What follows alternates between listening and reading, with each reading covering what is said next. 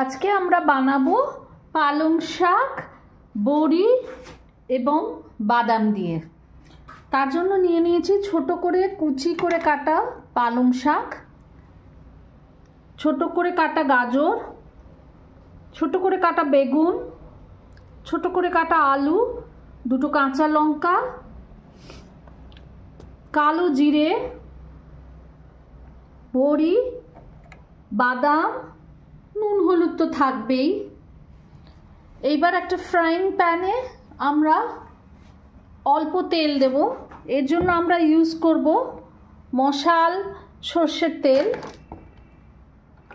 Frying প্যানটা on করে, গ্যাসটা অন করে আমরা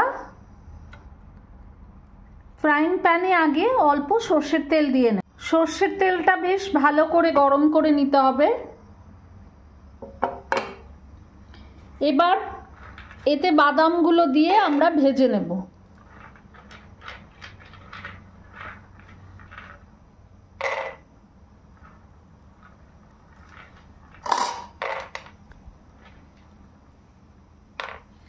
বাদামগুলো দিয়ে ভেজে নেব।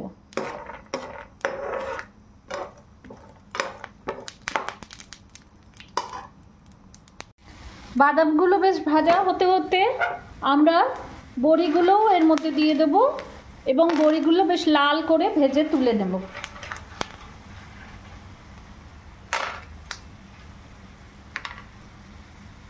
বড়িগুলো বেশ লাল হয়ে ভাজা হয়ে গেছে। এবার বড়িগুলো তুলে রাখব।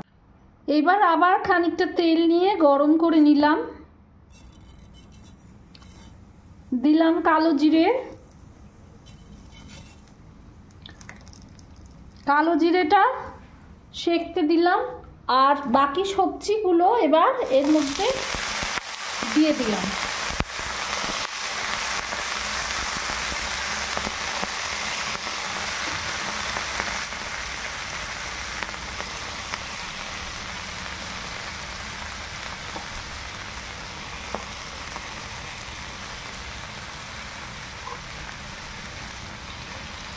এবার এই সবজিগুলো একটুখানি ভাজা ভাজা হোক, তারপরে আমরা পালং শাকটা এর মধ্যে দিয়ে দেব।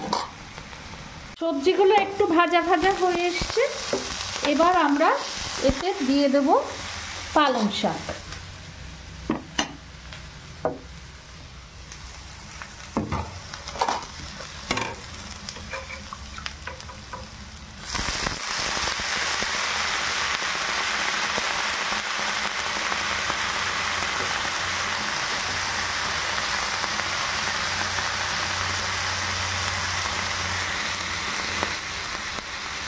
এবার পালং শাকটা দিয়ে একটু নেড়ে চেড়ে এটাকে আমরা ঢেকে রেখে দেব।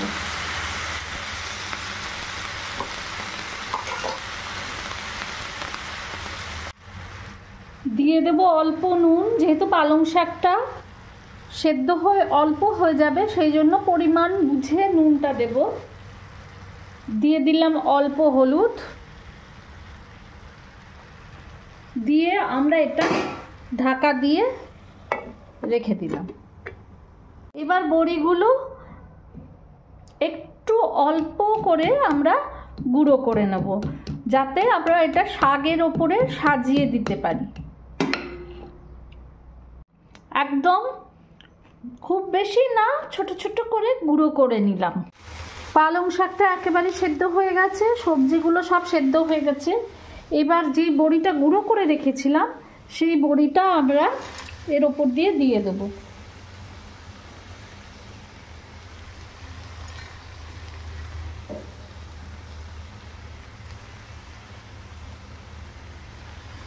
দিয়ে দিলাম বড়িটা।